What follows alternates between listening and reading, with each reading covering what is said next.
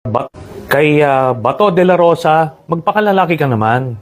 Ang dami mong pinapatay na Pilipino pasiga-siga ka nun. Ngayon, harapin mo ang consequences ng mga pinagagawa mo. Hanep Trillanes, posturang-postura. Piniplex mo pa yung dibdib mo sa camera, kala mo kung sino kang barako ha. Baka nakakalimutan mo yung hamon ko sa'yo na magboxing tayo.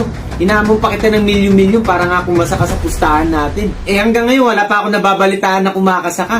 Parehas lang naman tayo ngayon, hindi ka na naman opisyal, hindi ka na senador. Kaya dapat hindi ka na magmamalaki. Ginawa ko naman yan kasi concerned lang ako sa'yo.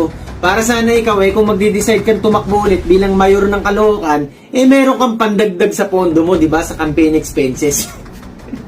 Tapos nga binabanat-banatan mo ngayon itong si Senator Bato. Nung sabi mo, magpakalalaki ka, ikaw ang magpakalalaki, Trillanes. Baka nakakalimutan mo yung ginawa mo noong 2018 na ikaw nag-request ka pa ng Senate Protective Custody at mahigit 3 linggo ka dyan nag-stay sa loob ng Senado. Huwag mong kakalimutan yan.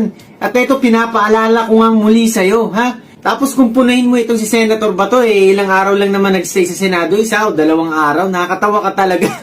Alam mo, tumingin ka nga sa salamin para makita mo yung sarili mo na para ka nang nagmumukhang kontrabida sa totoong buhay. Hilig mong magkontrabida dito sa mga Duterte, bakit nga ba? Porket ba sila kontra sa droga, krimen, korupsyon, sa mga nangyayaring mga flood control ngayon?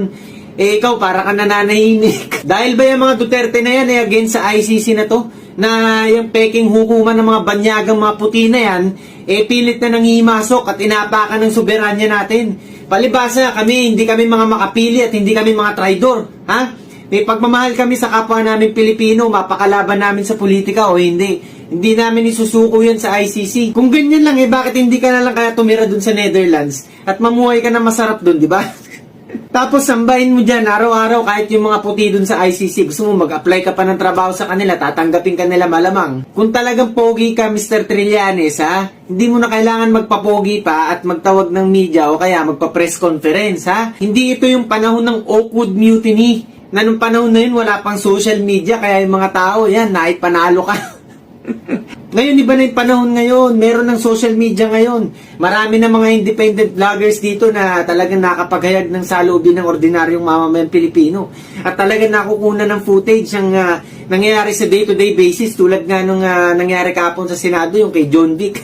Di ba? Hindi na namin kailangan talaga ng umasa dyan sa mga naglalakihang media na yan. Kaya Mr. Trillanes, huwag ka na masyadong magpapogi. Kumasa ka na lang sa hamon ko, yan ang masasabi ko sa'yo. Iniintay ko pa rin ang pagkasa mo nang malaman natin ng buong sambayan ng Pilipino kung sino ba talaga ang totoong lalaki, ang totoong matapang, at kung sino talaga ang malakas sa loob. Kaya dito naman sa TV5, maraming salamat ho sa inyo mga sir sa pagbibigay pa ng oras sa taon to na ma-interview nyo, Ikaw, Trillanes, sana makaabot to sa'yo, at makinig ka sa hamon ko. Bato de la Rosa, magpakalalaki ka naman.